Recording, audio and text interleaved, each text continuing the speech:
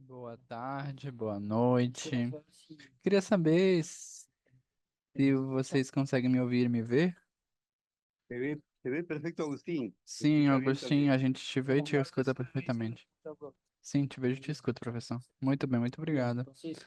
Então, a gente vai começar. Vamos ver quantos nós estamos agora. Somos alguns. Então, vamos começar. Sí, ya puedes comenzar. Sim, você já pode começar, Agostinho. Muito bem. Bem, vamos começar então com a sessão.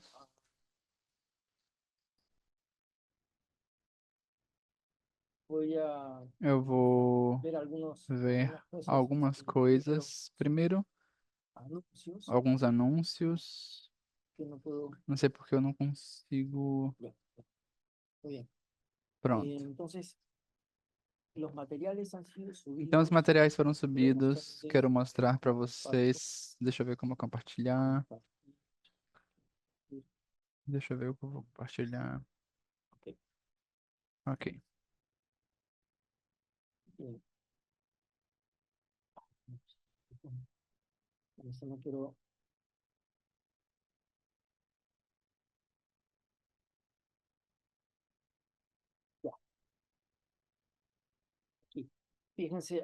Aqui. Olhem isso aqui. Vocês estão vendo a tela? Certo, né? Então, aqui a gente vê os materiais de apoio. Se a gente entra no materiais de apoio, aqui tem alguns dos PDFs que foram citados, que são citados durante o módulo, né? Na verdade, eu tive o cuidado de, quando pude, coloquei no livro do curso, ou seja, no PDF de todo o curso que vocês podem baixar, que já deveriam ter baixado, acredito que vocês já baixaram.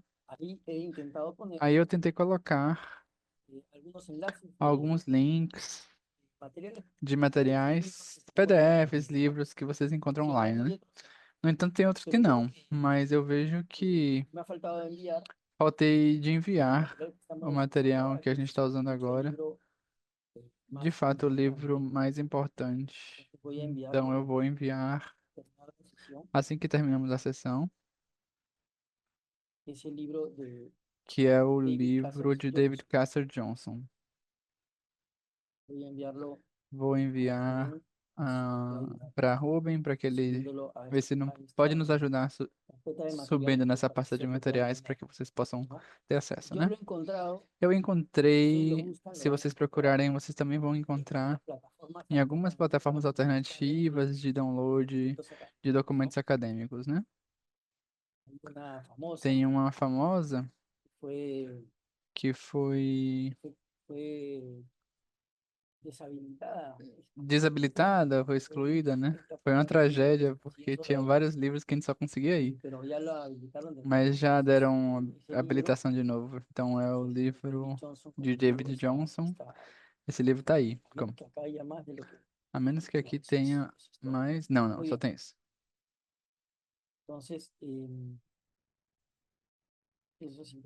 Então isso é importante. Bem, o outro é sobre a atividade 1. Vocês sabem que vocês têm um cronograma. Eu vou voltar a compartilhar o módulo. Deixa eu ver um momento.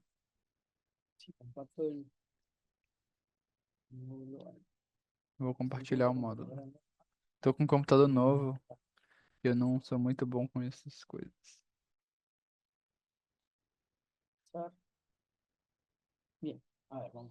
Bem, vamos compartilhar então.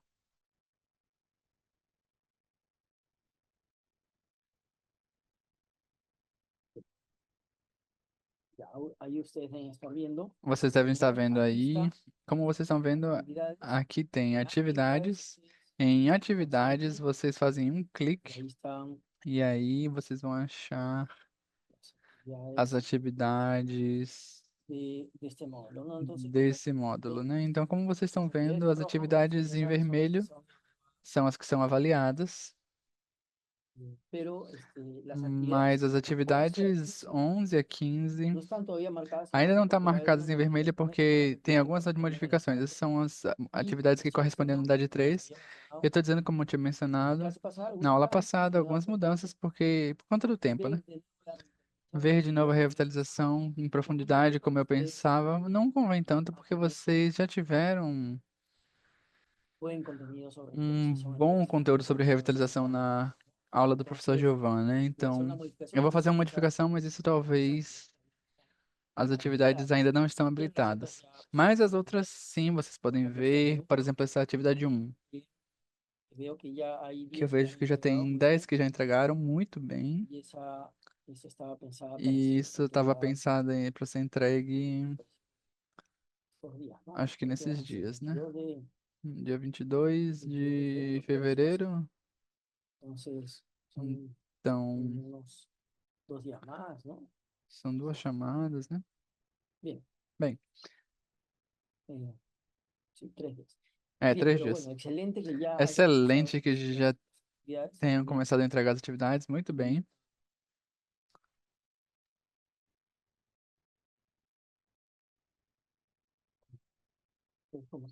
Bem, então vamos começar.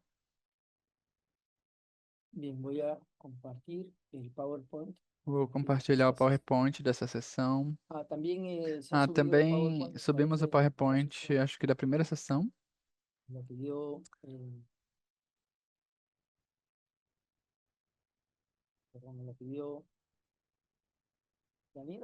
Como o Daniel pediu, então eu já subi. Então vamos começar a segunda sessão. Vamos lembrar um pouquinho o que a gente viu na aula passada. Simplesmente o que a gente viu foi uma série de definições sobre políticas linguísticas para ver de que forma existem diferentes maneiras de ver esse mundo das políticas linguísticas e do planejamento linguístico segundo diferentes enfoques nos que estudam as políticas linguísticas, né? O que a gente está fazendo é, nesse momento, ver o que os estudos dizem sobre políticas linguísticas, como está esse campo de estudos, né? A gente usa o livro que não é de agora, é de 2013, mas acredito que é muito útil porque é um livro elaborado manualmente, né? E esses livros que são manuais, na verdade, são um curso desse professor, que ele transformou de forma muito pedagógica em um livro, né? Então, ele faz um passeio pelo tema, que é muito pedagógico. Tem outros livros que o que eles fazem é escrever artigos específicos sobre coisas pontuais, pesquisas pontuais e tal, mas que juntos vocês não encontram harmonia entre eles, salvo alguns que são escritos na introdução, que tenta fazer essa harmonização de artigos, esse olhar conjunto, né? Mas os livros que são manuais, como esse de David Johnson, tem essa vantagem, né, que olha um campo com um olhar em conjunto, né?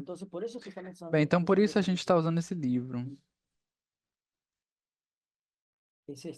que é esse, né, o de Johnson, Language Policy, o primeiro capítulo, o que é uma política de linguagem. Esse é o livro. Bem, na sessão anterior, então, a gente viu muitas definições e chegamos à última, que é essa abarcadora, é a que David Johnson propõe, que traduzida ao espanhol é assim, né? Uma política linguística. Eu vou ler porque é importante. É um mecanismo de política que impacta a estrutura, a função, o uso ou aquisição de qualquer linguagem. Esses elementos são destacados como diferentes. Estrutura se parece muito ao que a gente viu em planejamento linguístico como corpus.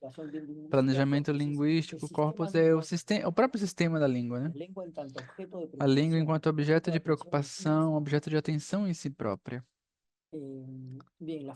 Bem, a função, o uso, a aquisição da linguagem. Então, inclui uma política linguística, esse mecanismo pode tratar de relações oficiais, de mecanismos não oficiais, cobertos ou implícitos pelo assunto, e não só produtos, como processos também. E textos de políticas e discursos que estão influenciados por ideologias e questões próprias desse contexto. Muito bem, então, até aí a gente ficou na aula passada. Não sei se tem algum comentário ou pergunta até esse momento sobre os conteúdos da aula passada. Porque na aula anterior a gente não teve muito tempo para conversar, né, no final. Mas se alguém quiser compartilhar a sua ideia, a sua preocupação, comentário ou pergunta, pode fazer agora. Vocês sabem que, como eu sempre falo, vocês são convidados a falar em qualquer momento da aula, só levantando a mão. Se não perceber que sua mão está levantada, você pode só abrir seu microfone e começar a falar, professor ou algo assim. Sem Núbia, vá adiante. Boa noite, professor, boa noite, meus colegas, parentes.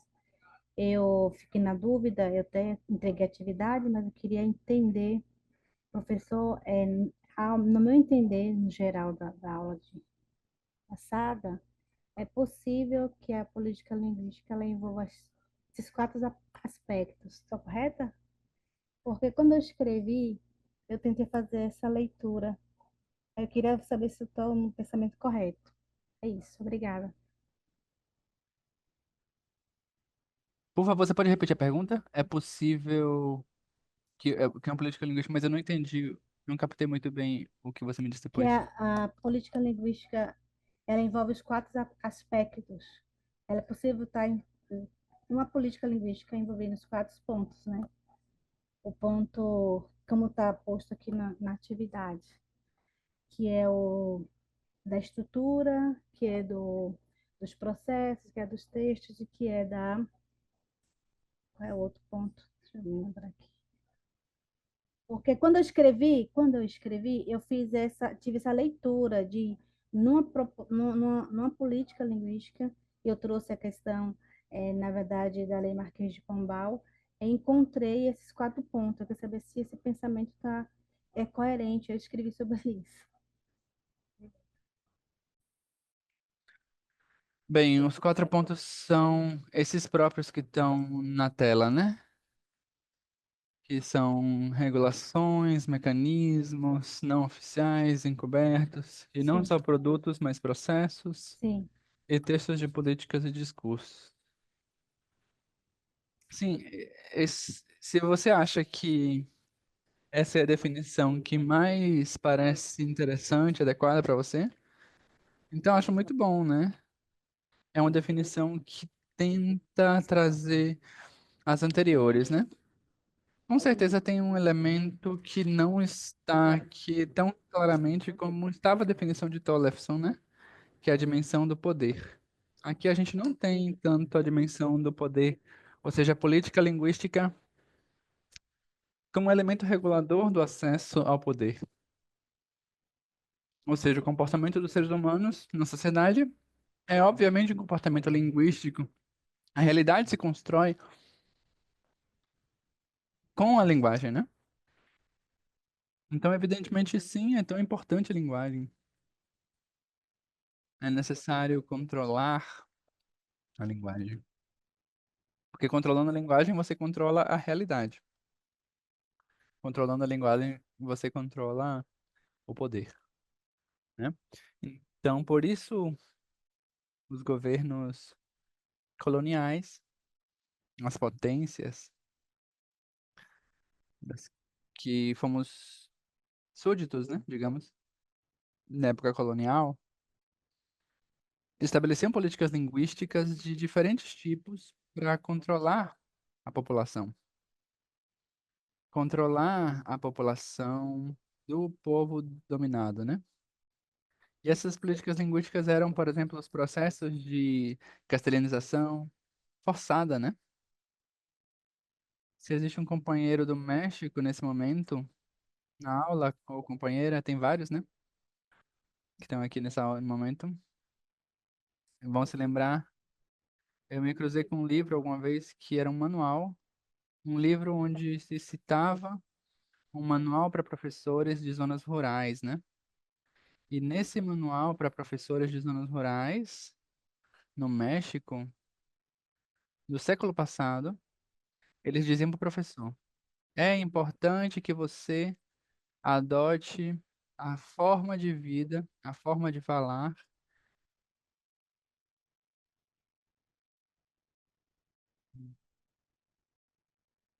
da cidade, né? Porque se você não faz isso,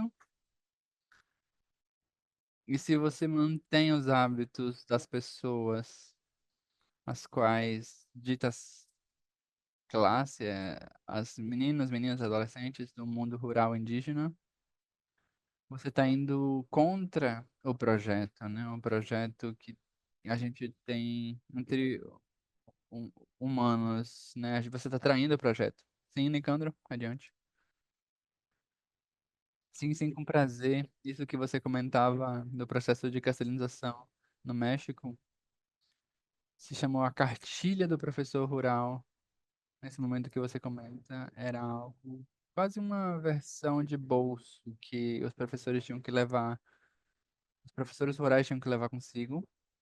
E o que aí dizia também, em outras palavras, é que uma dos seus principais metas desses professores era converter as pessoas das comunidades em gente de razão, porque é como se fossem gente sem razão e eles falavam: olha-se a ti hoje como você fala, como você se veste.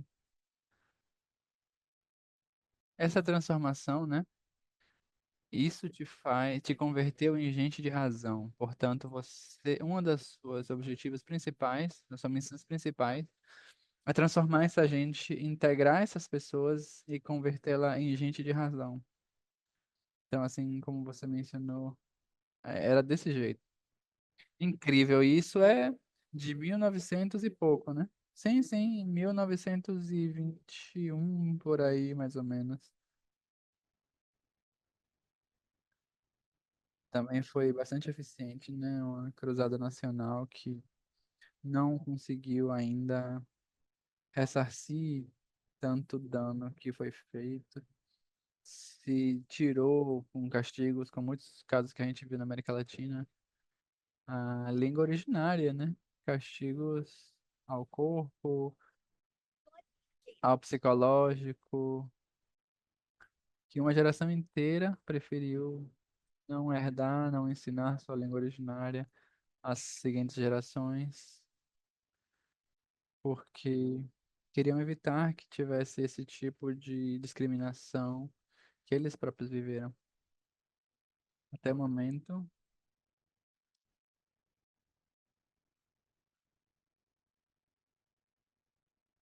algumas das causas desse deslocamento linguístico, a discriminação segue sendo um dos fatores importantes pelo que uma comunidade, uma pessoa deixa de falar sua língua.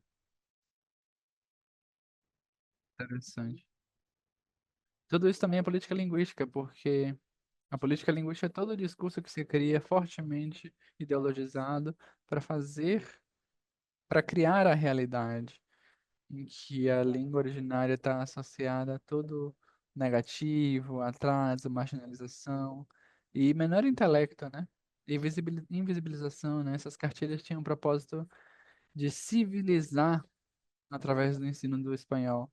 O espanhol ou o português, no caso do Brasil, eles só se associavam à civilização. Interessante. Exatamente, professor. Muito bem, então isso é o que a gente viu. Agora a gente vai ver tipos de políticas linguísticas. Bem, a gente já sabe que a política linguística é algo muito mais amplo que um objeto, que um mecanismo, que um produto, que um instrumento, que uma norma, que um livro chamado política. É muito mais amplo. É muito mais amplo. É, é uma realidade muito mais complexa e complexa no sentido que quem participa nela são múltiplos atores. Bem, agora essa realidade, que é uma das políticas linguísticas que é tão diversa, né? E vamos ver aqui, isso é o que David Johnson nos oferece, e vamos ver a tradução. Então, à esquerda, na coluna esquerda, a gente tem os critérios segundo os quais diferenciamos tipos de políticas linguísticas. O autor, quando apresenta essa tabela, ele diz que não é necessário necessariamente assim, não é uma tabela fechada, não é uma classificação fechada, mas é uma forma de organizar muitas classificações. É uma forma simples, simplificada de organizar muitas classificações que são vinculadas por aí. E eu acho isso muito interessante, né? Não tem uma beleza intelectual nas propostas simples para mim. Os simples costumam ser muito próximos à verdade. Não necessariamente uma verdade, mas...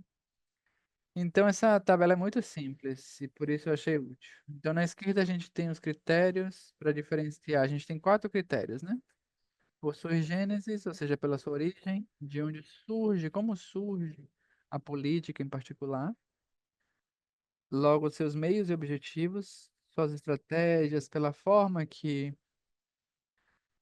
pensa em atingir seus objetivos, a forma que foi proposta na política, a construção de objetivos, e por esses objetivos em si próprio, pela sua documentação, ou seja, se estão documentados ou não, como estão, se são localizáveis como textos, e por seus estados pela lei e pela prática. Então, forma parte da, como é que se chama? O conjunto de leis, a normativa, o desenvolvimento normativo de um país, né, das organizações jurídicas, ou se não faz parte, né? Então, por sua gênese, as políticas podem ser vistas como políticas de cima para baixo, segundo o autor. Então, a política da cartilha, do professor rural, que a gente comentou, é tipicamente uma política de cima para baixo, né? São políticas de nível macro, ou seja, políticas que pretendem um alcance imenso, né? Possivelmente toda a sociedade tenta regular, ou uma boa porção dessa sociedade. São políticas de nível macro, desenvolver autoridade individual e institucional, né? Pode ser que um presidente em algum momento diga algo sobre a linguagem, né? Em algum momento. E isso é uma política que tenta impactar a toda a sociedade, né? Ou as políticas podem ser de baixo para cima, ou de baixo para cima. E essas são políticas geradas no nível micro, ou de base comunitária. Isso a gente chama em inglês de grassroots, ou seja, a raiz, né? A raiz, a coisa que cresce de baixo para cima, a partir da terra para cima. E vai crescendo, vai gerando a política de baixo para cima, né?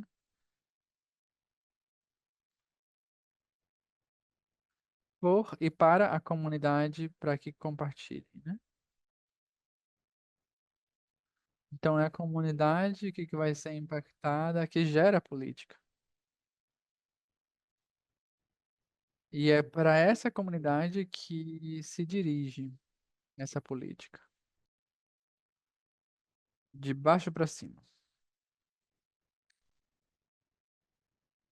Exemplos. Vamos colocar em exemplos. Quem dá um exemplo diferente do que a gente mencionou de uma política de cima para baixo? Algum exemplo? Ou a gente aplica a dedocracia que a gente aponte alguém que vai comentar? São as mais fáceis, né, de localizar. Por exemplo, qual é a política, uma política de cima para baixo que exista, uma política linguística que de cima para baixo que exista na Guatemala, não sei. Alguém da Guatemala que possa me dizer?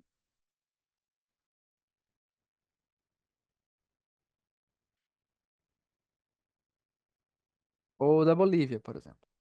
E na Bolívia, nossa amiga do IPLC. Adiante, adiante. Boa noite, professor. Boa noite a todos os companheiros. Bem, eu estive pensando, nós temos como política a construção do currículo regionalizados, que é uma política linguística para a educação. Essa construção dos currículos regionalizados justamente emana com a comunidade, com as épocas ou conselhos indígenas dos povos, né? Tanto da região andina como da região amazônica, da região do trópico, região do Oriente Boliviano.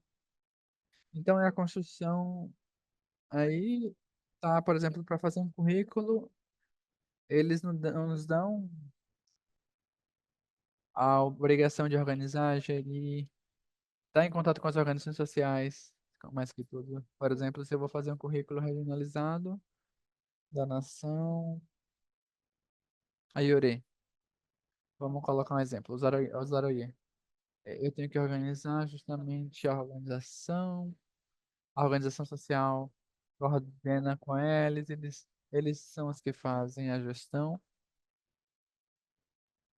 para as prefeituras, os governos do estado. Então tem sempre um pouco de orçamento para realizar os currículos regionalizados. Não é fácil, é todo um processo, né? Justamente para a gente se organizar e fazer essa primeira parte e fazer o alinhamento que como Ministério da Educação, a gente tem que fazer um planejamento. Para isso a gente tem recursos, porque as organizações sociais, as sábios e as sábias que estão aí, é como se fosse uma assembleia. Aí tem os professores dos departamentos. Para eles, por exemplo, gerir os recursos que as prefeituras, as organizações, os estados, os departamentos têm que fazer, tem que ir gerindo, né? Vai sendo realizado.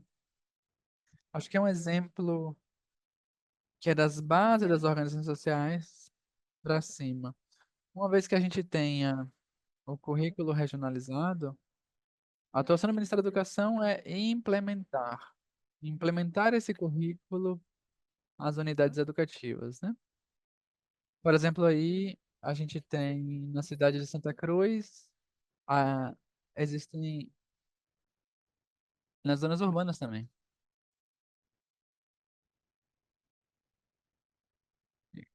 Agora a gente tem um pouco de problema com relação aos aéreos da cidade, porque talvez são focados no outro currículo regionalizado para as comunidades. Agora a gente tem que atualizar e colocar para as zonas urbanas. Então a gente está nesse processo agora.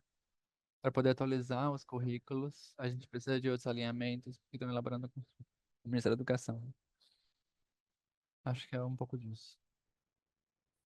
A gente tem que diferenciar entre a política de cima para baixo, que tem prevista uma fase de implementação. Essa fase de implementação, inclusive em aula, não é propriamente uma política de baixo para cima, mas é uma face que está embaixo de uma política que está de cima para baixo.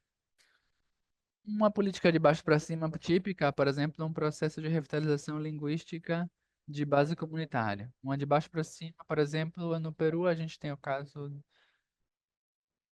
de alguns povos indígenas que se organizaram e estão desenvolvendo seus próprios processos de revitalização linguística. Talvez o caso de Ouro, de Carlos Calhapa, na Bolívia, seja um caso de revitalização linguística de baixo para cima. Pode ser, né? Quando vocês se apresentaram anteontem, alguns mencionaram que estão no processo de 20 anos de revitalização da sua língua de forma organizada. Isso é tipicamente uma política linguística de baixo para cima, né? É uma iniciativa de base comunitária que ascende e que é para a própria comunidade. Agora, essa política de baixo para cima pode se escalar, né?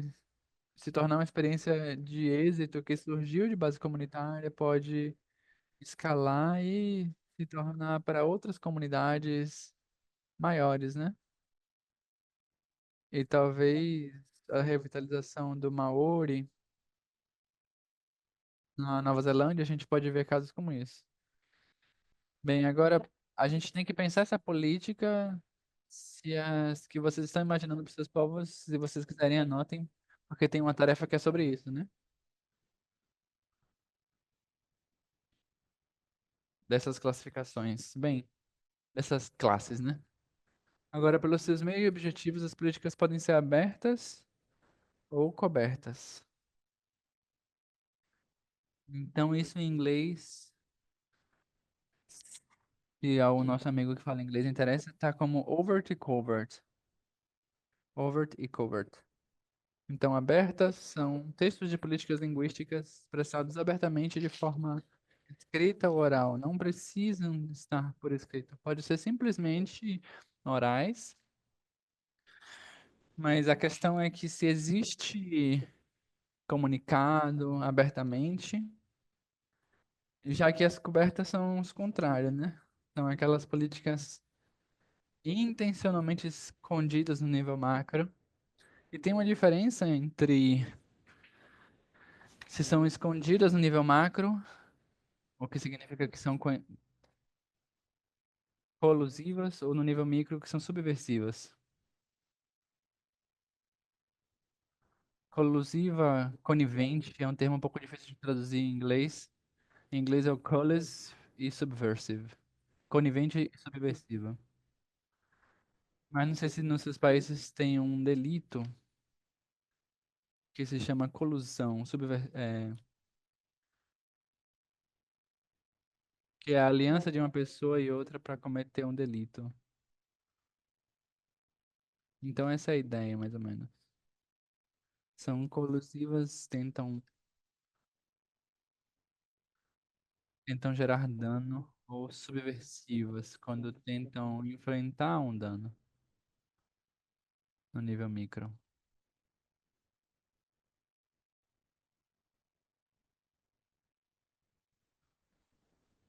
Então, exemplos de políticas abertas, a maioria das políticas que a gente conhece são abertas. As políticas cobertas, justamente, pela sua natureza, esconde, intencionalmente, pode ser mais difícil de a gente detectar, né? Quem me dá um exemplo de uma política coberta, que se manteve escondida, que não podia se dizer abertamente? Alberto, adiante. Boa tarde, eu sou Alberto Cruz de Salvador. Eu queria comentar, por exemplo, uma política, digamos, coberta em matéria linguística. Nos anos 30, El Salvador sofreu um genocídio bastante forte para as populações indígenas. A partir disso, logo veio um processo sistemático de proibição de algumas expressões de caráter identitário entre a população indígena. Não se diz explicitamente, não existe, pelo menos até onde eu sei, não tem, digamos, um decreto ou uma ordem específica que sejam sido publicadas, mas começou todo um processo de redesenho do currículo e começou todo um processo de modificação da história e, particularmente, bem, o uso da língua se torna quase proibido, né? Não se fala em nenhum lugar, mas as pessoas, pelo antecedente de cerca de 30 mil indígenas assassinados, dizem, bem, eu prefiro melhor aprender pela força o espanhol, o castelhano, que eles podem me matar por eu falar minha língua, né? Que infelizmente é parte da nossa história. E o tema é que isso obriga que os diferentes grupos originários no país comecem a migrar e a desenvolver suas diferentes atividades em diferentes âmbitos. estritas e exclusivamente em espanhol.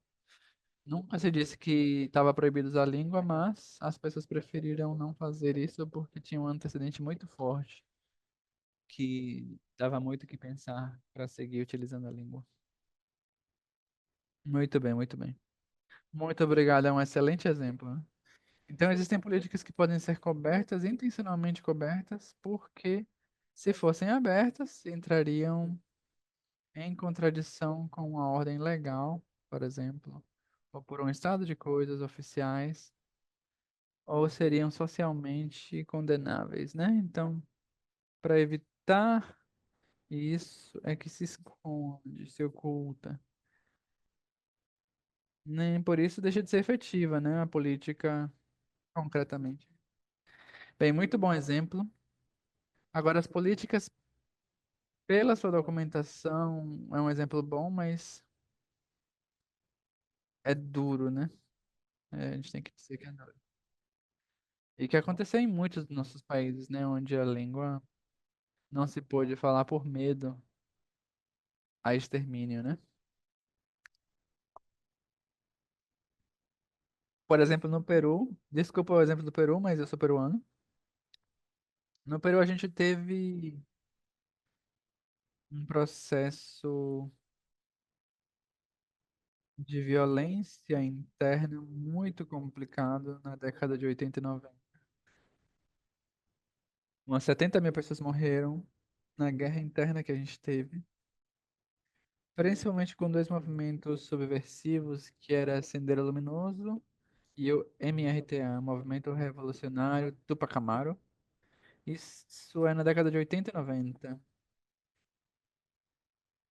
E uma vez que, bem, 70% da população que morreu nesses anos, segundo a Comissão da Verdade,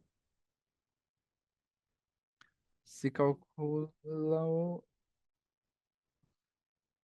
se calculou que 70% era falante de quechua. Ou sejam, pessoas falantes de línguas originárias quechua, por alguma razão, por muitas razões, na verdade, essa guerra teve muito sangue de população indígena, tanto que o Estado identificava aos falantes de língua indígena como os terroristas, os subversivos, ou porque os movimentos subversivos tinham um desapreço pela massa e consideravam simplesmente números para enviar mensagens ao Estado, né? Então, mandar mensagem até para a própria população, né? Acabavam matando essas pessoas. Bem, depois do momento que se atinge a paz, se derrota o Sendero Luminoso, na cidade de Huamanga, que era a capital de Ayacucho, que é um dos departamentos do Peru onde mais se fala quechua, não se falava quechua na cidade, porque o quechua estava identificado com a identidade do subversivo. E as pessoas, para se proteger e não serem apontadas como remanescentes dos movimentos terroristas, evitavam o uso da língua associada a eles. Isso com certeza não estava escrito, mas acontecia, né? Acontecia.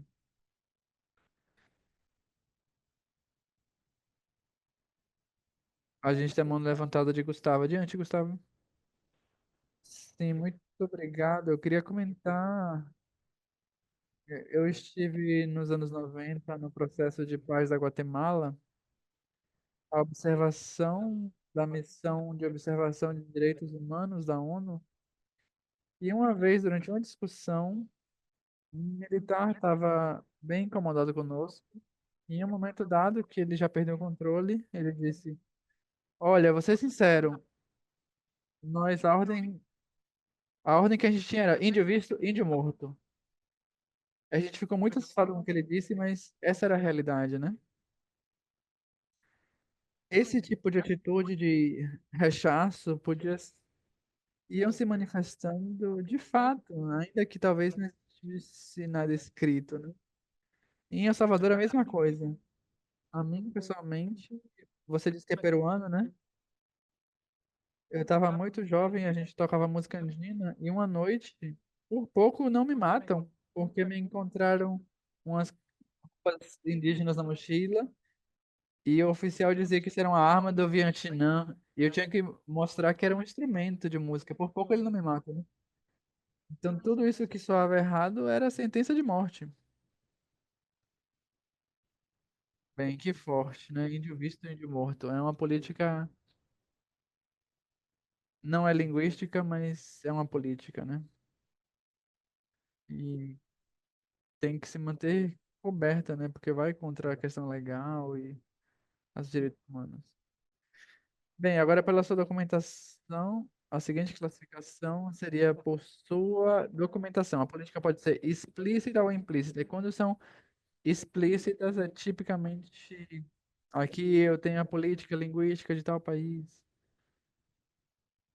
Quando são explícitas, são textos de políticas linguísticas que foram documentados oficialmente, seja em forma escrita ou oral. Em qualquer um dos dois casos, também pode ser orais, né? Mas tem registro disso. Tem registro desses textos, né? A gente está usando a noção de texto como algo também. Tem textos orais, né? Tecidos discursivos orais. E as implícitas são essas políticas linguísticas que acontecem sem necessidade de que ninguém escreva oficialmente, nem ninguém as diga oficialmente, né? Não tem textos oficiais de políticas, nem orais, nem escritos. Ou talvez tenha, os textos existem, mas tem políticas que acontecem apesar desses textos. Tem textos explícitos que mandam alguma coisa, mas tem políticas implícitas que fazem o contrário. E indicam outro lado, outro caminho. Então, eles deu o exemplo da proibição do uso do espanhol nos Estados Unidos, né? É uma proibição que não está escrito em nenhum lugar, porque não existe nenhuma norma que diga que o inglês é a língua oficial dos Estados Unidos no nível federal.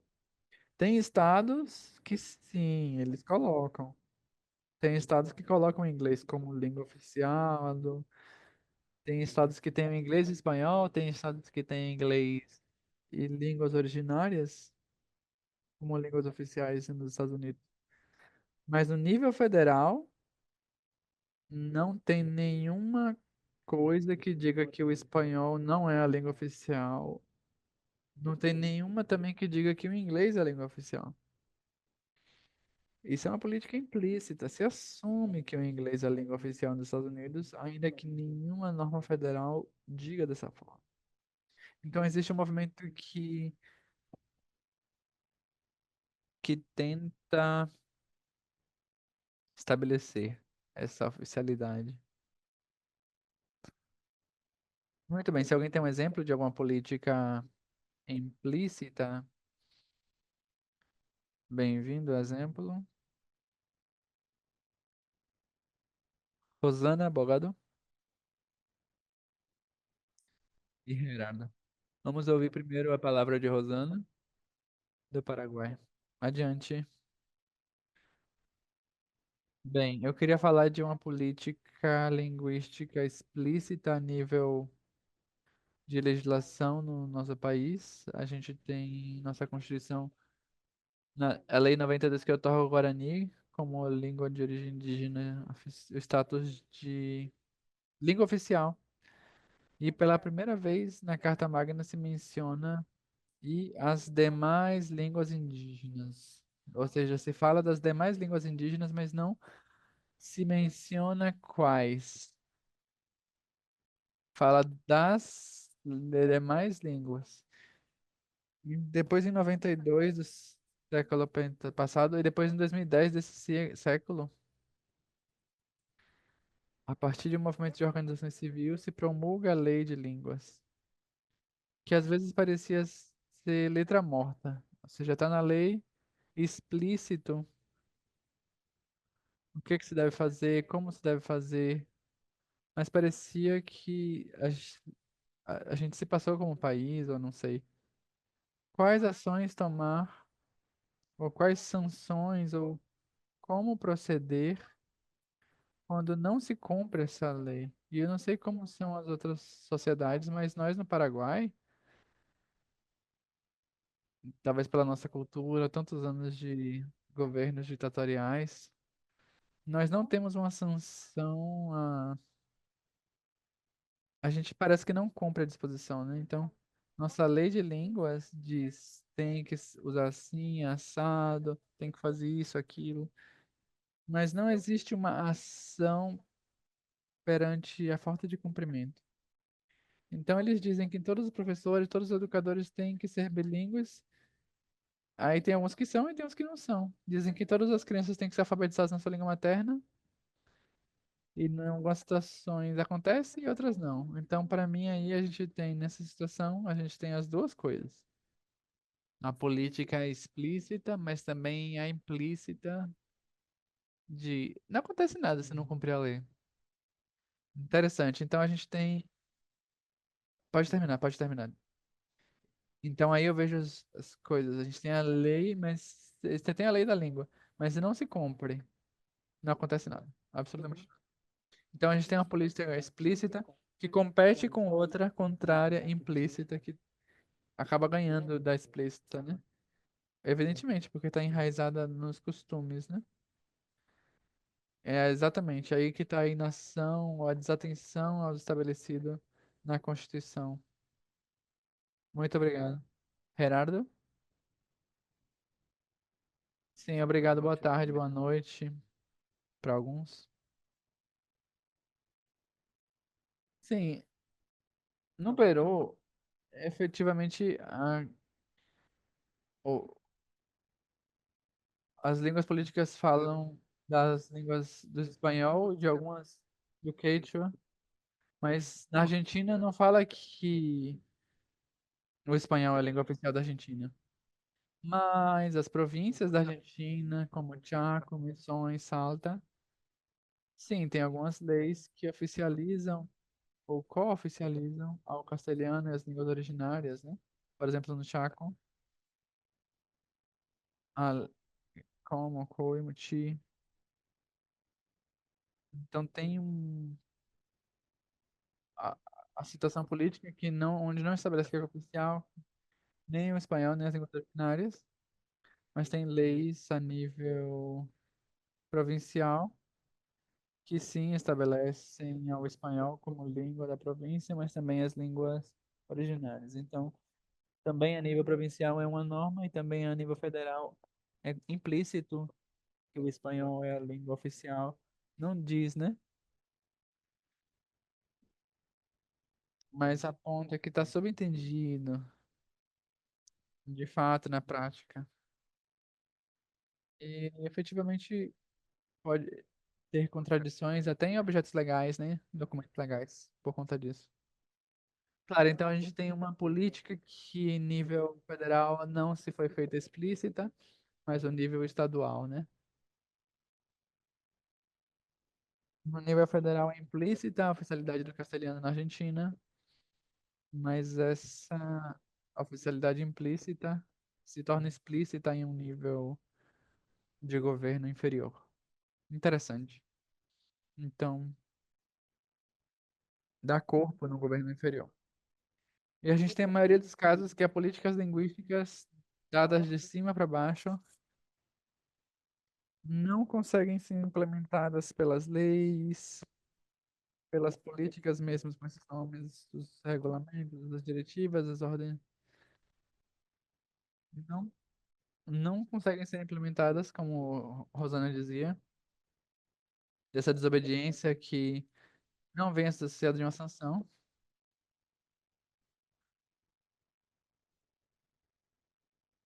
Eu diria que não se cumprem porque competem com outras políticas linguísticas. Então, isso da cidade capital estão dizendo Ninguém faz isso. Alguns estão dizendo que os estudantes têm que aprender sua língua originária, porque tem que ser alfabetizado na sua língua. Não sabem, né? Aqui o que se faz é isso, né? É rapidinho, tem que aprender a língua dominante. Essa é uma política linguística que compete com a outra. Samela adiante. Eu vou precisar da tradução. Eu vou precisar do tradutor, mas eu não sei como habilitar. Talvez o Daniel pode me orientar. Onde é que eu vejo? No círculo daqui de baixo. Parece um mundo. Um Ah, ok.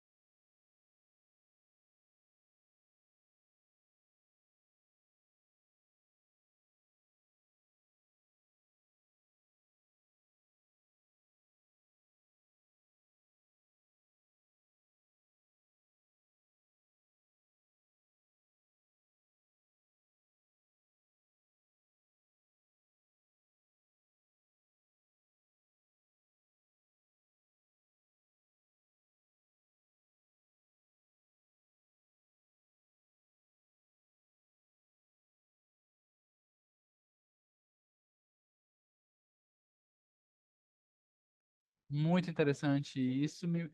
Então a gente tem efetivamente de cima para baixo e outra de baixo para cima. E o próprio povo da comunidade aparece demandando a oficialização da sua língua. Interessante. Isso me lembra que às vezes quando nós, todos os que estamos aqui, por exemplo, somos, evidentemente, os que estamos participando desse curso, somos funcionários com um compromisso pelo tema, né? E quando estamos tão comprometidos pelo tema, sabemos, conhecemos as limitações, as políticas de baixo para cima, de cima para baixo. E às vezes a gente conversa com as comunidades e a gente fala: oi, por favor, exija isso para que eu seja obrigado a te dar. Então a gente faz esse tipo de trabalho de semear uma política de baixo para cima, com a intenção de cima para baixo. Não sei se eu fiquei claro, foi claro. Mas quando a gente estava, quando eu estava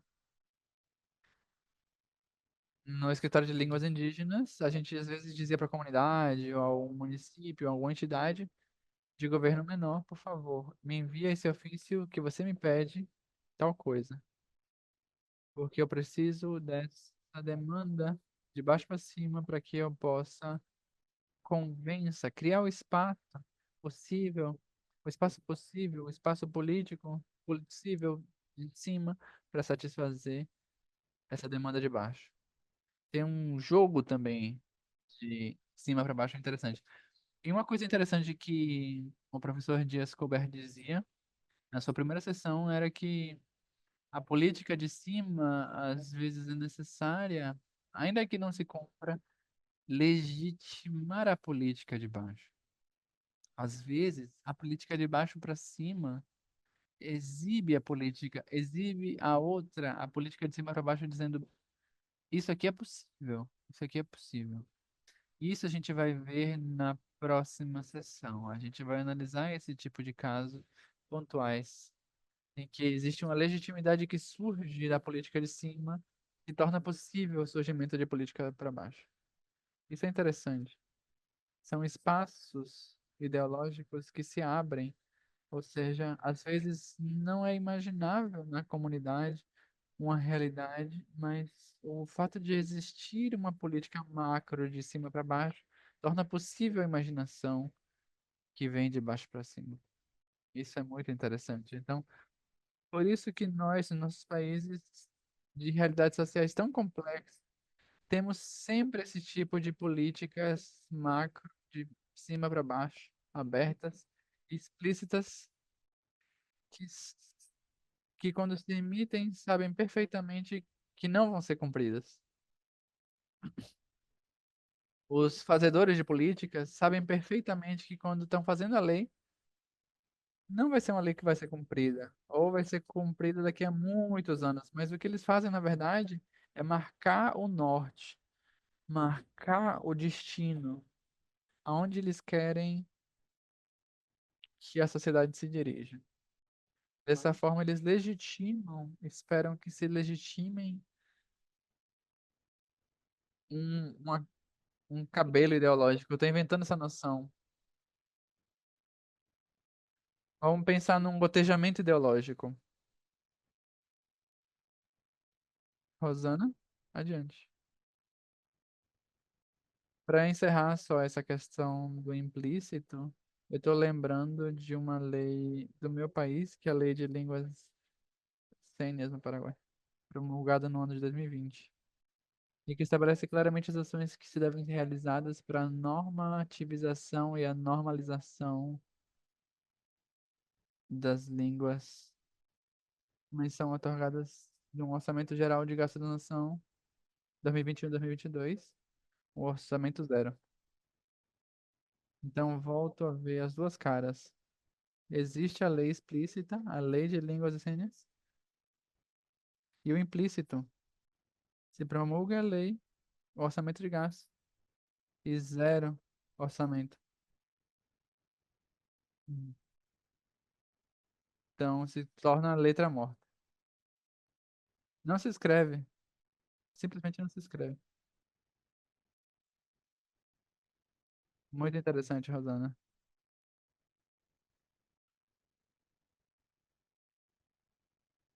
Então, o que eu estou pensando é que justamente a política explícita tem que fazer tal e tal coisa, normatização, normatização, mas isso compete com a política implícita que não é necessária.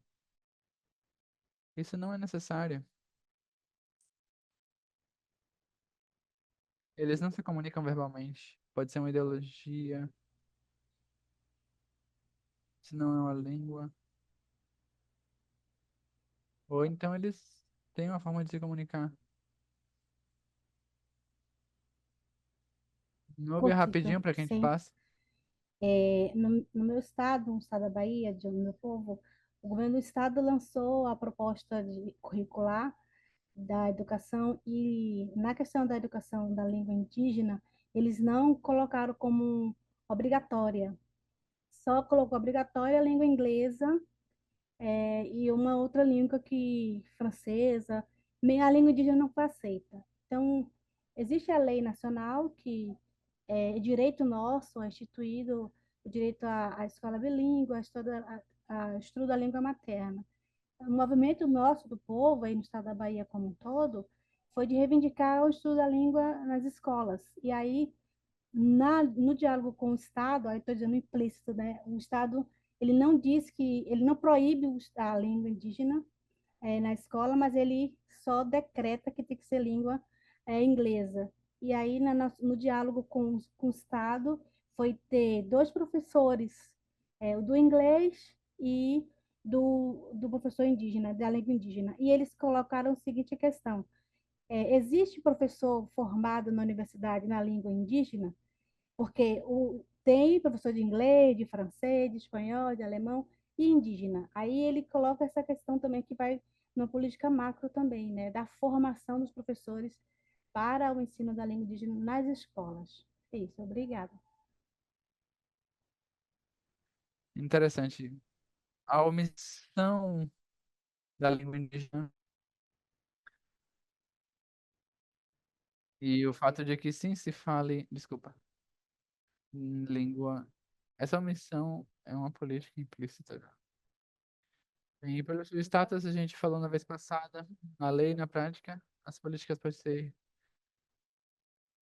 de júri, que estão organizadas na questão do jurídico, documentadas por escrito, por normativo em uma sociedade. E as de fato são essas políticas que não precisam estar por escrito, numa norma. Todo mundo sabe que é assim, né, as coisas.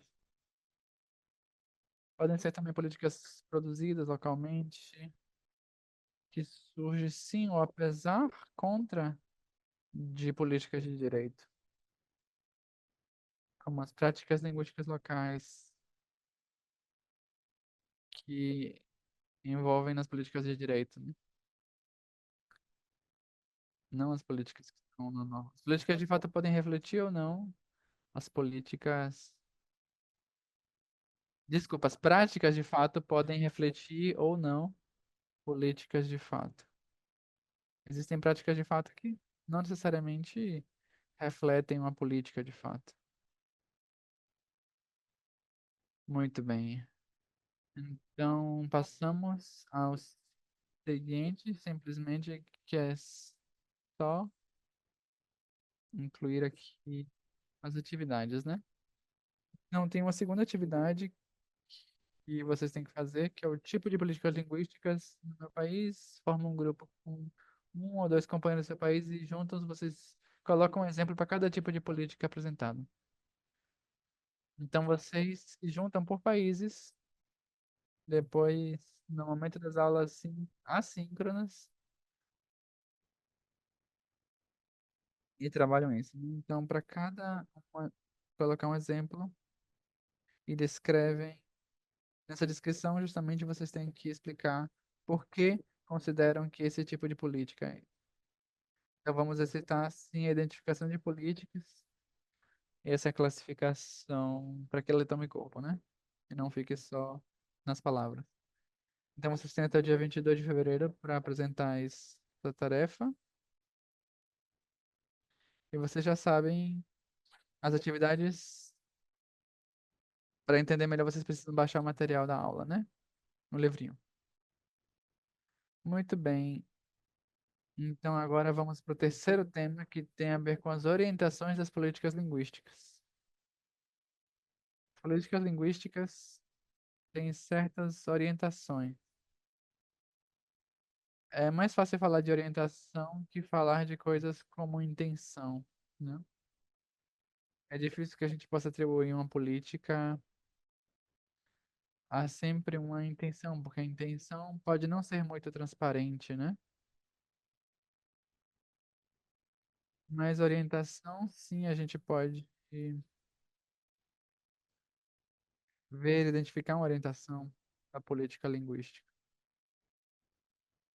Onde se orienta? Que tipo de mudanças tem que fazer? E Kloss e Wiley, esses atores, no ano de 2002, incluíram uma tabela muito parecida a essa que Johnson coloca. Kloss e Wiley, que apresentam esses tipos de políticas que eu vou apresentar traduzidas para o espanhol. Desculpam que eu não consegui traduzir nada para o português. Não tive nem um minuto de tempo livre entre a aula de segunda e hoje. Mas bem, vamos tentar re- resolver isso. Orientações da política. Então, esse é o marco teórico das orientações das políticas desses autores. Então, a gente tem primeiro orientações da política e em seguida características da política. Qual é a característica de uma política com essa orientação?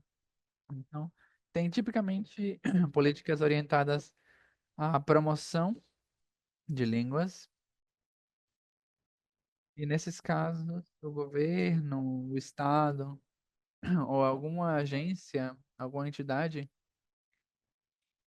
com a capacidade, a função para isso, coloca recursos para promover o uso oficial de línguas minoritárias. Então não fica só no falado, mas coloca recursos para essa política para promover, por exemplo, o uso oficial das línguas minoritárias. Esses atores costumam falar de línguas minoritárias porque estão falando na realidade de um país como os Estados Unidos, onde tem o inglês e tem as línguas minoritárias, né? As línguas minoritárias, a maioria, quase todas, exceto duas, na verdade, exceto algumas mais, muitas, a maioria são línguas de migração, né? Tem algumas línguas originárias norte-americanas e alguma, o espanhol, que é uma língua também patrimonial em algumas zonas dos Estados Unidos, onde não se deixou de falar desde os tempos da presença espanhola anterior à inglesa, né?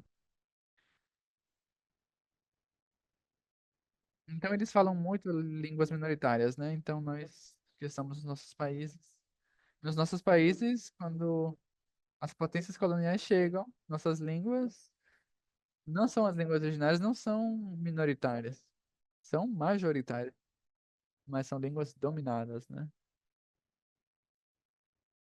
Línguas em processo de deslocamento, são línguas subordinadas. E essa subordinação acaba levando à perda de falantes e terminam sendo línguas minoritárias. Mas por isso que a gente chama, né, de línguas minorizadas, né? Porque tem esse caráter minoritário atual, é resultado de um processo, né? Porque aí veio uma população migrante, um grupo minoritário, portanto, uma língua minoritária. Não, mas foram essas sociedades com a presença majoritária foram obrigadas a um deslocamento linguístico.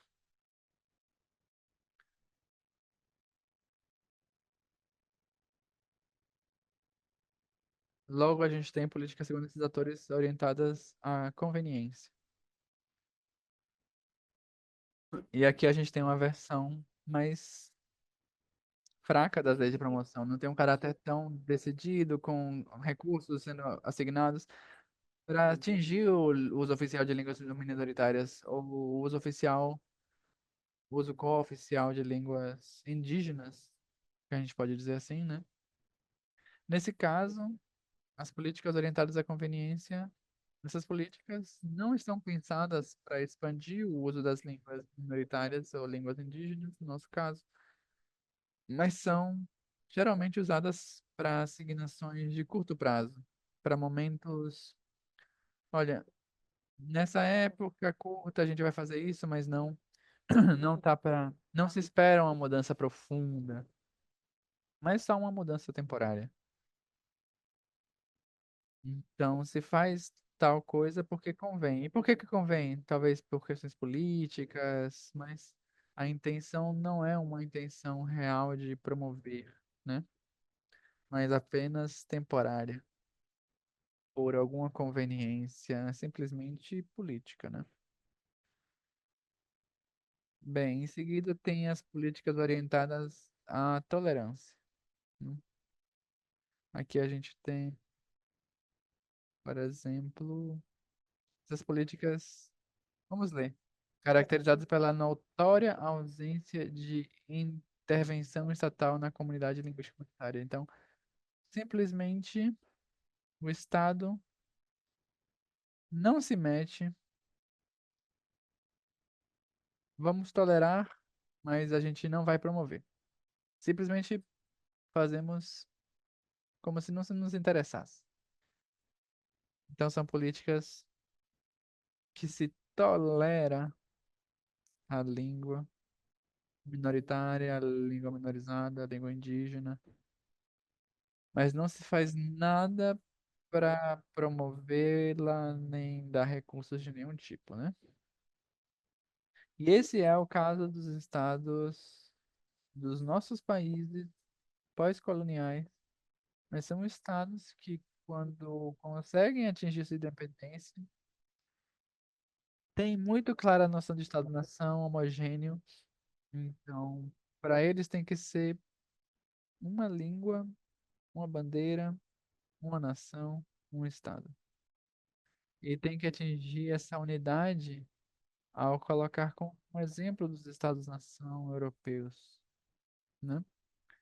Então, seguem esse projeto de Estado-nação e, é claro, como a língua originária é incompatível com esse projeto de Estado-nação, toleram, quando não vão mais além, a presença das línguas originárias. Quando vão mais além, passam para o seguinte tipo de política, que são as orientadas à restrição. E essas políticas são orientadas à restrição, são as significativa ausência das línguas minoritárias, a proibição, quando tem proibições legais ou restrições ao uso das línguas minoritárias. Quando se proíbe, como a cartilha de professores rurais que a gente contava sobre o México, que Nicandro também comentou nessa aula. Isso é claramente uma política orientada à restrição, né? Isso estabelece uma restrição de uso. Quando você esteja no seu papel de professor, não promova os usos dos seus alunos. Não siga esse caminho, mas segue o outro. Então aí a gente tem políticas restritivas. Exemplos tem muitos, né? Exemplos temos muitos. E qualquer um de vocês, se vocês pensarem num exemplo, vocês podem comentar, né? Ou as políticas nulas, que é a significativa ausência de políticas que reconheçam as línguas minoritárias, línguas indígenas nesse caso, ou as variedades linguísticas, né? Então, isso também é o caso de muitos nossos países que precisam de políticas oficiais em questões linguísticas, né? Fora o âmbito educativo. Quando existe, existe no âmbito educativo, mas nem sempre nos âmbitos jurídicos, nem sempre no âmbito de saúde, nem sempre na administração pública, na de proibição de serviços públicos diferentes na educação. E custa muito que nossos países, para a política linguística, passem a serviços públicos diferentes de educação. Por quê? Porque a noção de direito linguístico não, não foi incorporada ainda nos ordenamentos jurídicos, mas tem uma noção de direito linguístico. Não tem como imaginar do mundo normativo a necessidade de satisfazer tal direito. Então, simplesmente se diz: se você quer que te entendam, se você quer ser entendido pelo Estado, fala a língua do Estado. É sua deficiência e você resolve sua carência, né? Se adapte. Mesmo que você não consiga, prepare seus filhos para conseguirem. E essa é a ideia que está implícita nessa política nula. Porque sempre tem política, né? De fato, sempre é política, mas pode não ser explícita. E as políticas orientadas à repressão,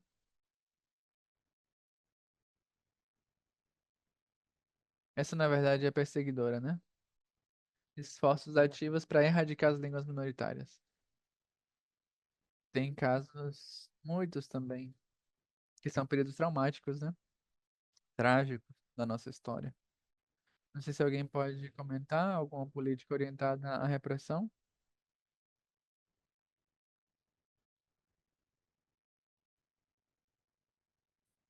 As línguas originárias são proibidas nos seus países? Foram ativamente proibidas? O Dia da Língua Materna que a gente celebra daqui a 2 dias. Nasce. de uma resistência a uma política orientada à repressão, né?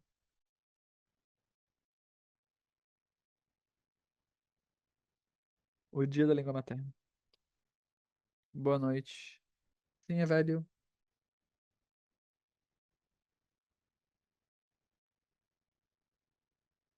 Essa parte me faz pensar anteriormente que o tempo, a gente vai dizer que quando eu estava no primário, os professores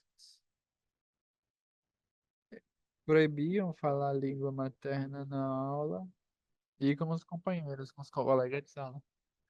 Não era bem uma política, mas é a percepção deles apenas, eu imagino. Com essa superioridade.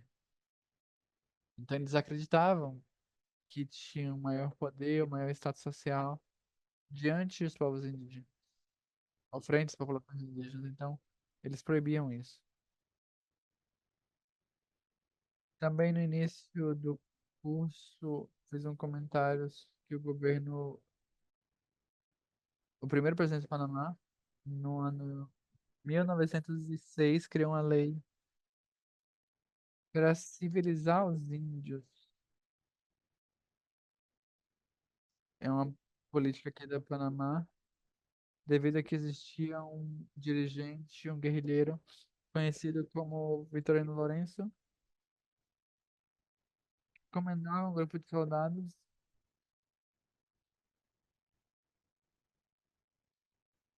e foi chamado aqui no Panamá de Guerra de 2.000 dias.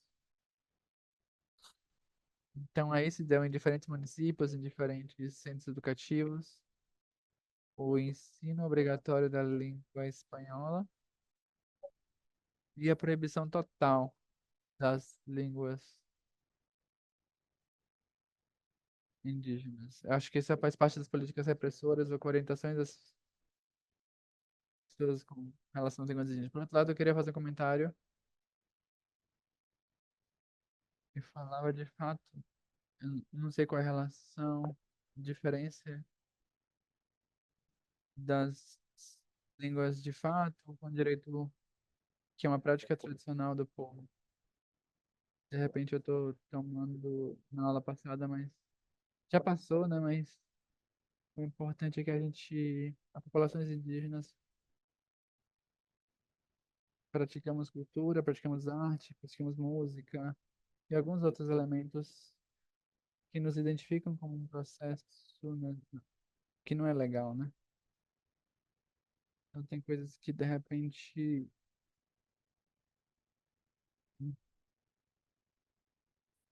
me faz pensar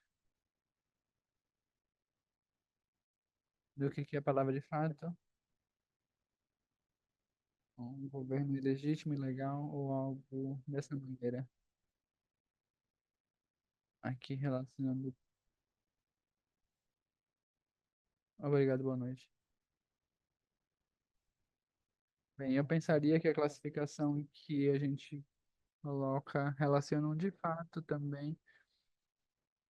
O direito constitucional estaria, sempre que não esteja escrito, nas organizações explícitas, no corpo normativo seria de fato, né? Então, esse costume que não estão escritos seriam de facto, né? Isso é o que eu entenderia, né? E bem, o que você conta é um claro exemplo de política restritiva no Panamá. Interessante. Eu conheço uma pessoa que é uma dirigente indígena que se chama Lourdes Huanca Aymara. A língua Aymara, que é essa língua originária falada no Peru por 500.000 de pessoas e falada na Bolívia por mais do que isso, e também no norte do Chile um pouco, né? Bem, quando essa pessoa era criança, seu pai, Aymara também, escreveu na sala da sua casa, escreveu assim em espanhol grande, sendo falante de Aymara, escreveu: nessa casa não se fala Aymara. Uma proibição na sua própria casa de falar Aymara, né? Quando seus irmãos, amigos que são falantes de Aymara viam isso e se sentiam intimidados, porque ele tinha dito tomar ações duras para que sua família, seus filhos deixassem de falar a língua que com certeza trouxe tanto sofrimento e imaginação. Então, escreveu assim claramente para que ninguém tivesse dúvida dessa política linguística familiar, né, que é repressiva. Sigamos. Tem outro autor que é interessantemente também nos dá três tipos de orientações para as políticas linguísticas. Ao planejamento linguístico. A gente diz que nesses autores a gente vê uma. Vamos ver se tem sinônimo. Richard Rich diz que tem três tipos de orientação. Uma que é a língua como problema, outra que é a língua como direito, e o terceiro que é a língua como recurso. E eu sei que a gente conhece essas orientações e a gente as vive. É sempre importante que essa teoria que a gente está revisando, na verdade, tem muito sentido, faz sentido, porque a gente vive, né? São resultados de observação. Nós sabemos perfeitamente quando a língua é vista como um obstáculo, como um problema, né? Richard Ruiz fala, em uma tradução, claro, uma orientação à língua como um problema trata as línguas minoritárias, ou nós podemos dizer línguas indígenas, línguas minorizadas, como obstáculos problemáticos para a aquisição da língua maioritária. Se caracteriza por políticas de transição, cujos objetivos são a disseminação linguística e cultural como determinação de língua de transição. Nesses países, às vezes, existe uma educação bilíngue, que é uma saudação à bandeira, né? Uma saudação à bandeira. A língua originária está presente nos níveis inferiores em educação, no nível inicial. Mas quando a gente passa para o nível primário, e as crianças têm 7 anos, 8 anos, a língua já não está tão presente. Quando a gente vai para os últimos anos da educação primária, as línguas já são uma. Já não é a língua mais de educação, mas é só uma. É feito entre muitos. E quando a gente vai para o secundário, já não tem língua originária. Nem como língua vincular de educação, nem como assinatura. Esse é o caso de muitos países. É o caso também em muitos lugares do Peru, onde a educação bilíngue funciona só nos níveis inferiores de educação. Então aí a gente está falando de uma educação bilíngue, que na verdade o que está promovendo, inclusive ideologicamente, como um nível talvez implícito, tem que passar a língua dominante, né? A língua originária é a língua da infância, mas não é a língua do exercício adulto, não é a língua da vida adulta. Então, o próprio sistema, ainda que diga que está respeitando os direitos e promovendo a língua originária, na verdade, está olhando a língua como um obstáculo, como um problema. Claro, tem que lidar com o problema, tem que lidar com os obstáculos. Bem, a gente vai implementar, tem poucos recursos para fazer o que nos o que a lei X está nos dizendo. Então, vamos resolver a situação com alguns professores nas etapas posteriores da educação. Mas depois já não, depois a gente já passa para a educação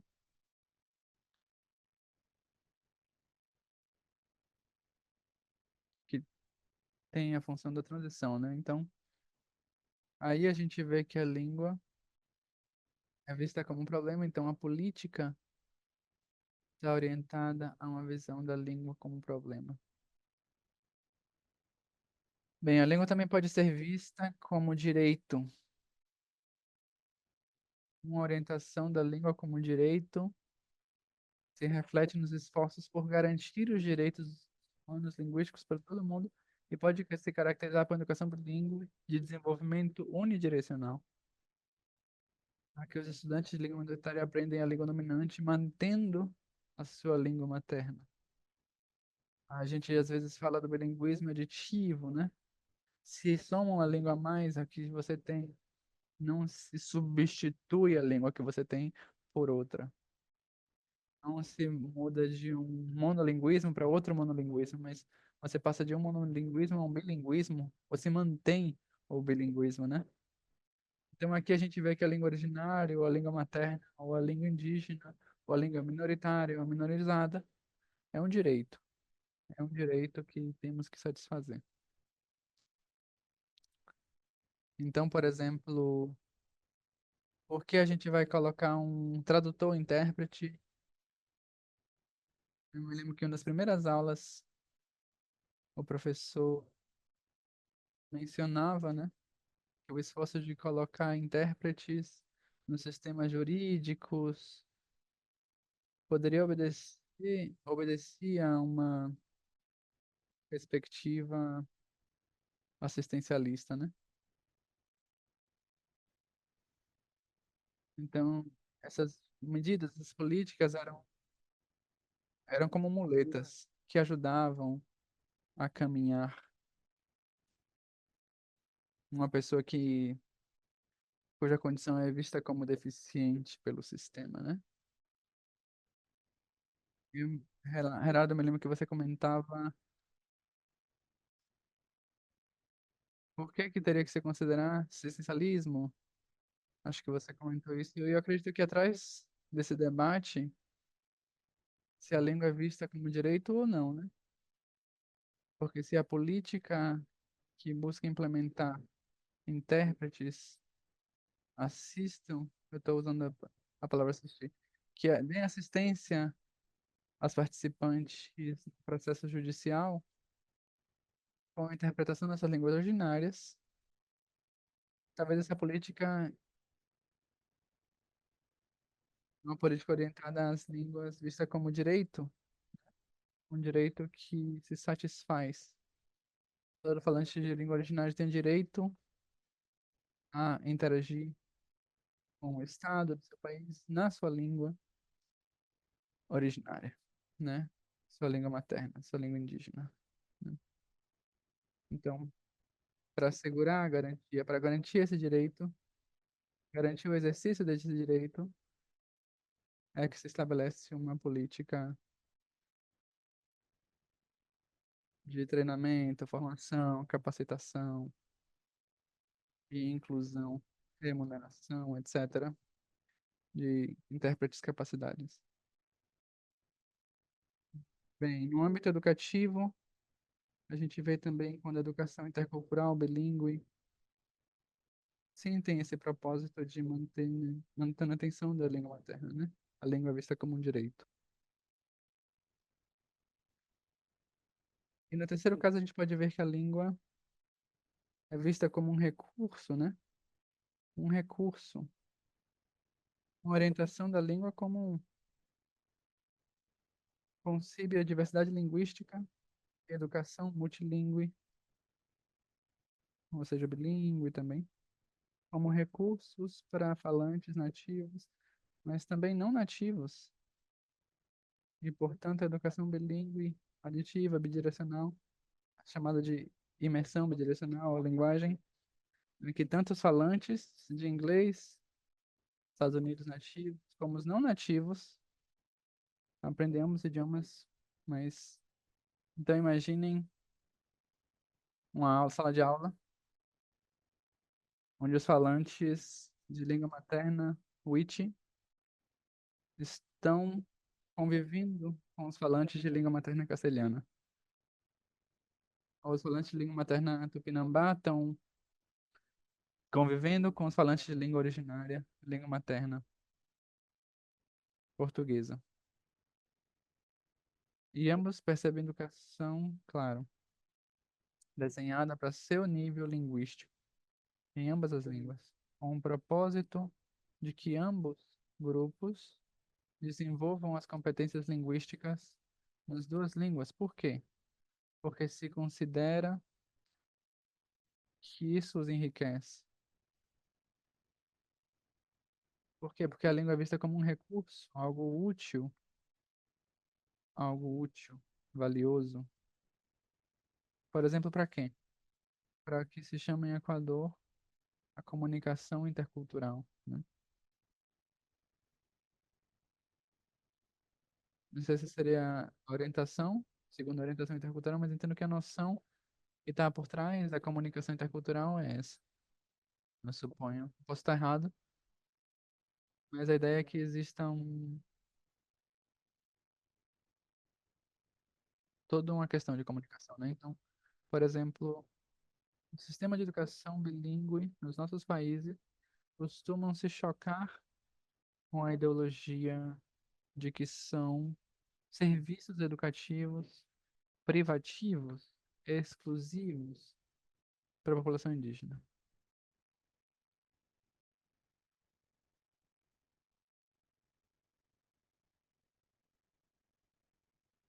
Perfeitamente podiam ser população não indígena, né?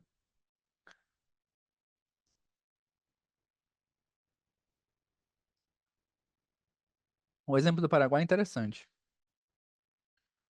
porque a população integralmente recebe também educação na língua originária, que logo já se tornou a língua oficial do Paraguai, né?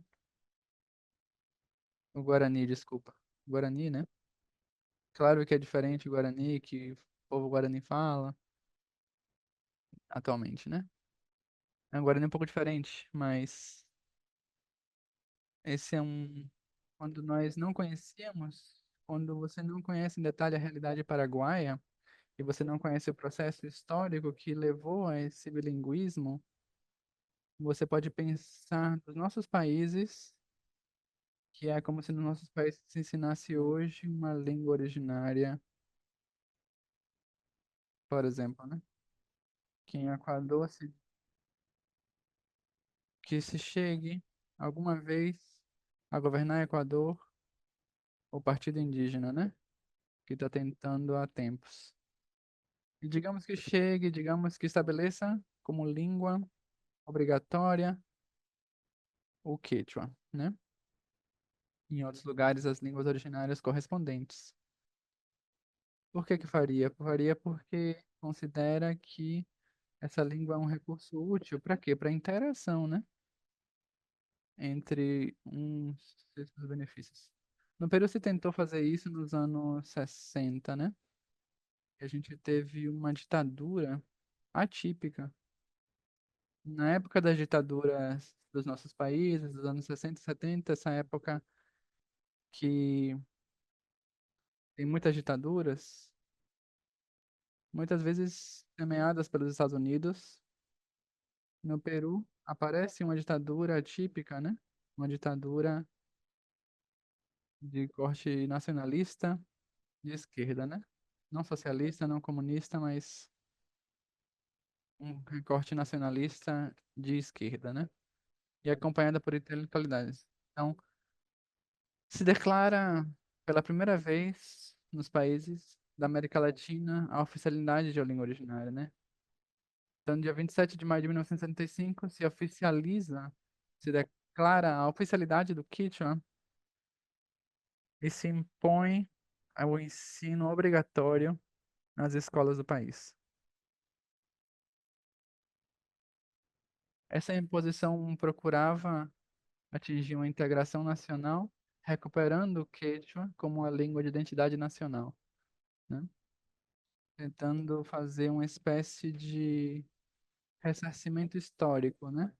Uma reparação histórica para a população marginalizada. Mas essa política imediatamente se chocou com a realidade. E a realidade é que você não pode ensinar uma língua originária se você não tem professor para fazer isso. E não tinham professores. Eles eram apenas falantes empíricos, né? Professores empíricos, mas não tinham métodos, não tinha materiais, não tinham conteúdo, não tinha nada. Então, isso por um lado, mas por outro lado, se chocou com outra realidade mais dura ainda.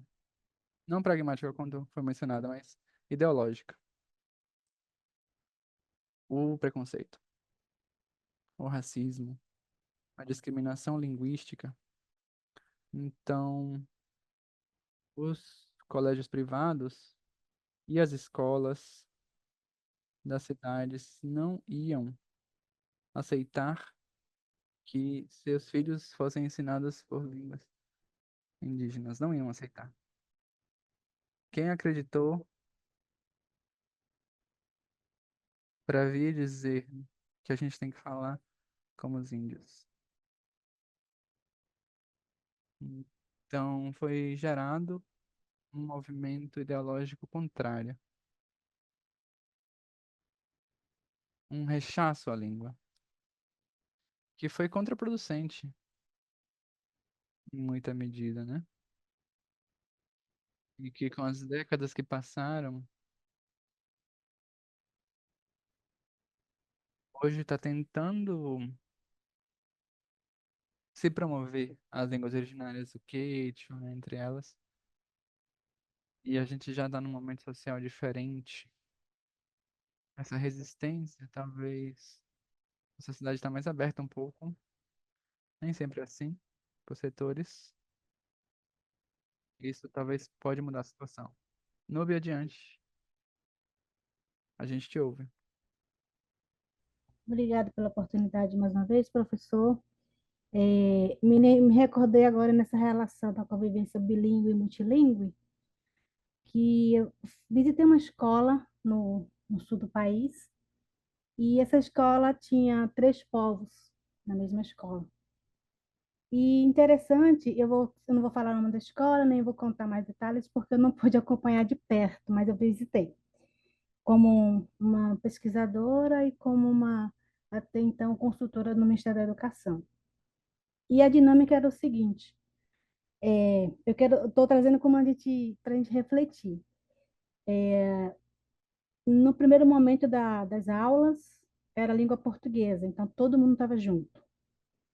Aí, certo momento, tocava, assim, tinha um toque, e aí fazia divisão, que era Guarani, ficava só com Guarani, quem era Caingangue, só Caingangue, quem era Xetá, só Xetá.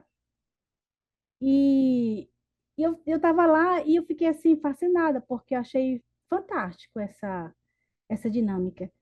E não me aprofundei, mas estou trazendo para uma reflexão desse multilinguismo, dessa relação multilingüe na vivência, né, de uma escola, ó, dos estudantes.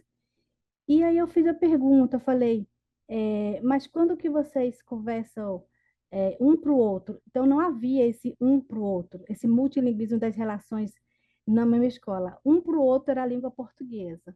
Então eu estava aqui trazendo essa questão para refletir a gente sobre essa relação bilíngue e multilíngue nas escolas, porque fantástico seria, eu não vou falar porque eu não acompanhei para frente, esse diálogo realmente multilingüe, onde os três povos pudessem falar, trocar as suas línguas, e não dar o valor único ao português, que unia todo mundo num único momento.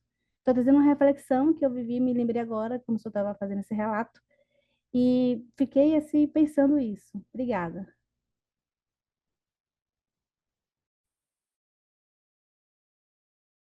Interessante, isso que você comentou é uma política linguística não alinhada com a política linguística nacional, mas é uma política linguística de aulas, né, estabelecida por quem tem poder aí, nessa situação, nesse espaço de implementação de política. Isso a gente vai ver mais pra frente.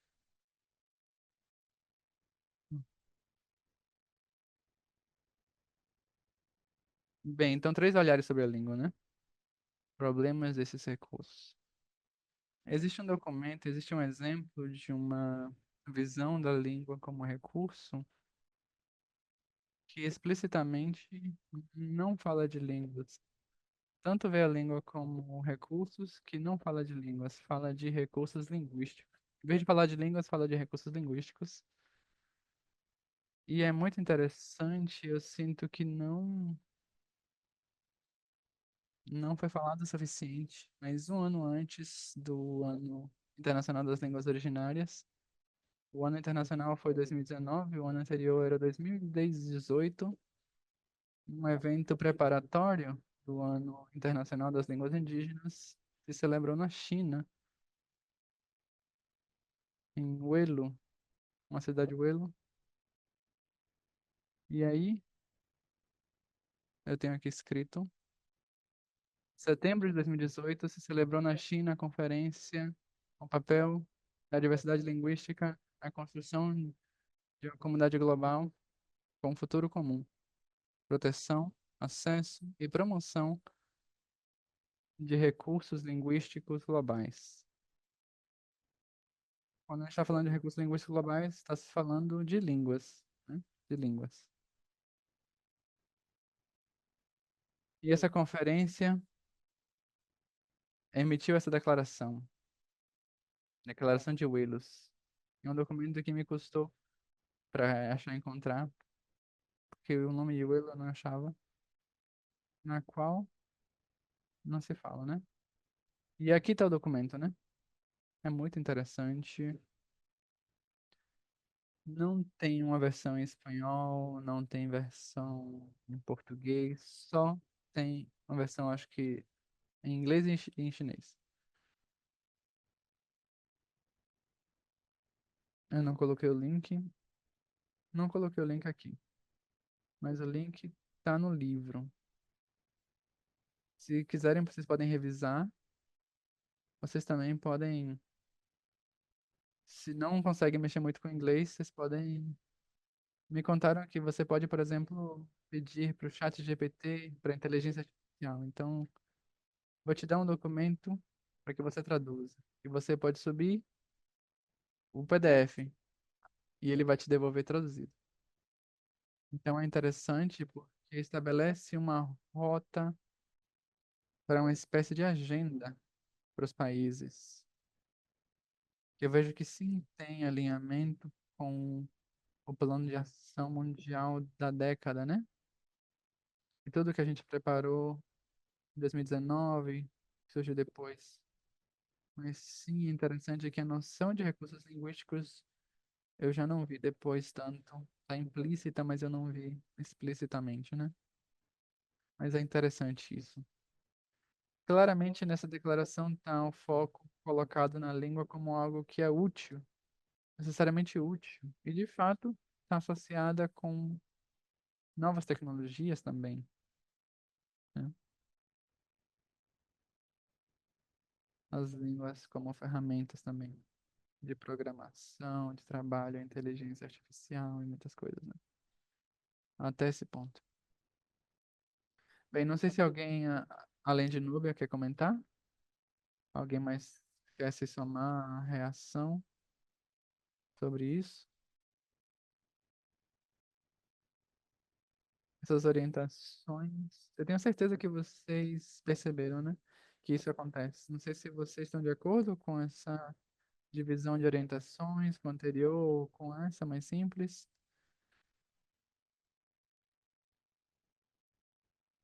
Acho que essa última é sumamente útil, né?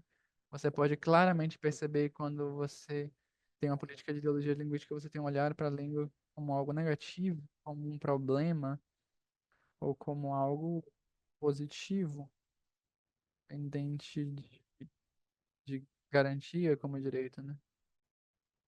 Que se deve respeitar ou como algo útil, né? Bem, sim, Efraim, pode ir. Boa noite, professor, companheiros. Eu sou do Equador. Queria compartilhar a experiência no tema do trabalho linguístico, particularmente de uma luta dos nossos ancestrais. Eles fizeram várias mobilizações. E, bem, pessoalmente, eu estou orgulhoso das conquistas que a gente ganhou. É uma experiência por algum país que perguntou alguns dias em outra aula como eles, ao existir uma necessidade, uma causa conjunta, que é o tema do direito, que de uma outra maneira, o direito ao uso das línguas, né? 2008, como foi manifestado,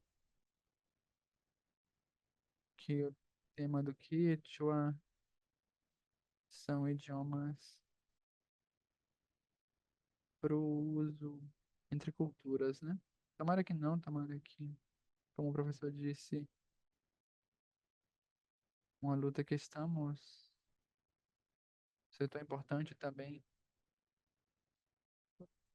mas a gente sonha que em algum momento o Quechua não seja só um tema de comunicação entre culturas, mas que se veja como um direito histórico dos povos prévia colonização.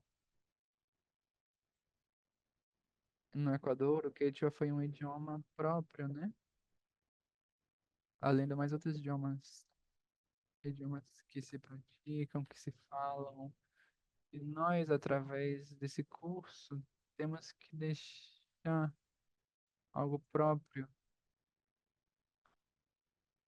que a gente disse no início desse módulo, que é importante trazer os personagens de diferentes países, inclusive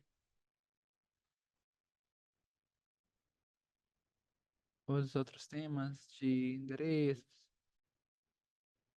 No meu caso, como analista dessa secretaria, que estamos de outra forma trabalhando para fortalecer o tema dos idiomas, dos saberes ancestrais e também que através dessa década a gente possa plantear uma política para as línguas que estão em perigo de desaparecer.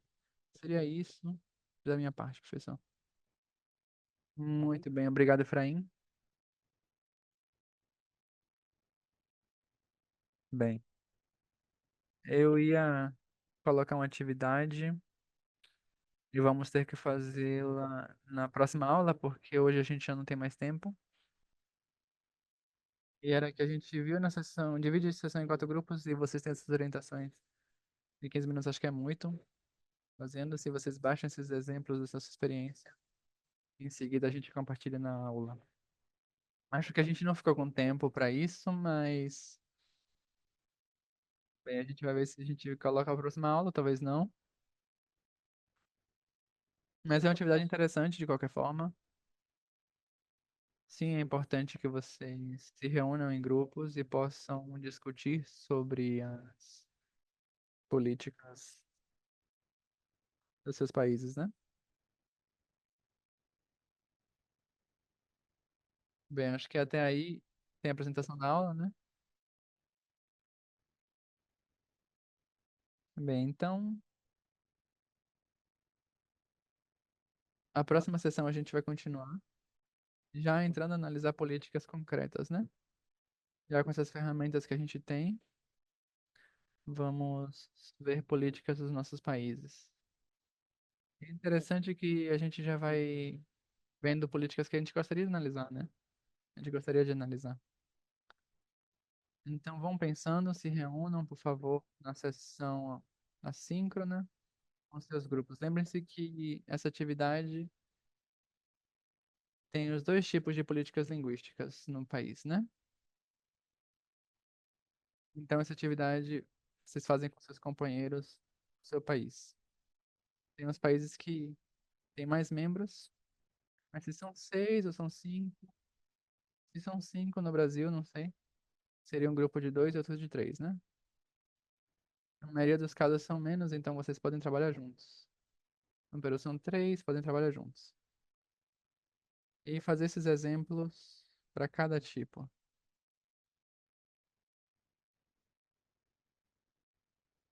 Bem, seria isso. Não sei se tem perguntas finais. Se não, aí a gente pode deixar a aula. A gente termina um pouco antes hoje. A sexta é o dia da língua materna, né? E uma coisa que costuma acontecer é que confundimos e, no geral, se confunde no discurso, nos meios de comunicação, língua materna com língua indígena, né? Que é estranho, né? Porque a língua não indígena é a língua paterna, né? Algo estranho, né? Mas, bem, está associada a língua materna com a língua indígena nos nossos países, onde a gente tem línguas indígenas, né?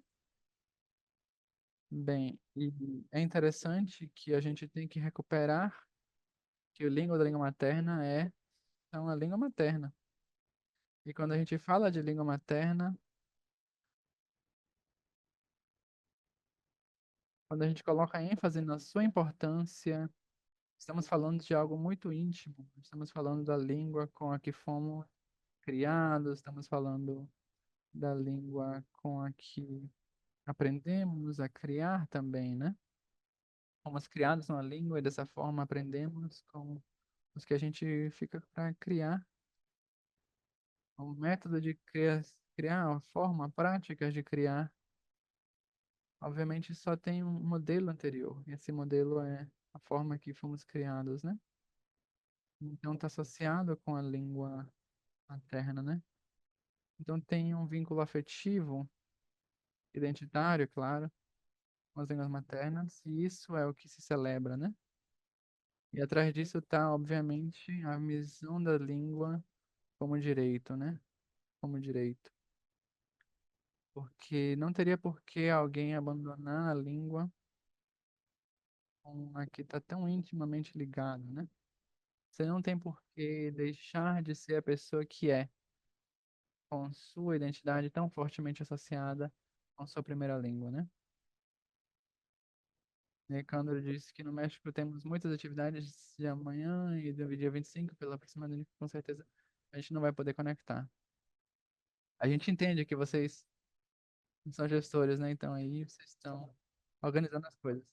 Nós, dessa nossa forma, vamos celebrar nessa sexta, o Dia da Língua Materna. A gente está conversando aí com a organização desse curso, porque a gente tem um espaço na sessão da sexta para, na nossa forma, ter uma atividade que a gente celebra no Dia da Língua Materna. Então a gente poderia pensar em algumas coisas. Queria mostrar algo para compartilhar, por exemplo, sobre língua materna, né? Uma ideia, um poema, não sei. Talvez a gente tenha um momento para isso. Ainda não temos definida a atividade, mas isso está em preparação. Bem, no caso de Honduras, a gente tem um evento no marco desse dia. A gente não pode se conectar com os companheiros de Honduras. Efraim também na segunda. No Peru, acho que também tem algo. Na sexta. No Brasil também tem evento online. Então, todos os lugares têm eventos nesse dia. Então, aqui também a gente tem a nossa atividade. Muito bem. Então, os que não podem entrar na sexta, tomara que vocês possam, a maioria, para a gente não ficar sozinho aqui, para celebrar também da nossa forma. Mas os que não, eu peço que vocês revisem as atividades e vejam a gravação. Muito bem, então, essa é a aula de hoje. Várias atividades, porque tem coisas que fazer. Talvez as atividades estejam programadas de uma forma mais avançada. Sim, efetivamente tem uma atividade que é análise de 4 textos. Isso também temos que fazê-lo. E temos que fazer logo. Então revisem, por favor, o material. Muito bem também. Mas você vai se conectar. Muito bem, excelente. Muito bem, então, tubarão de cama, em queixo significa até que a gente se volte a se encontrar. Até sexta. Boa noite. Boa noite, professor. Obrigada. Boa noite a todos. Até sexta.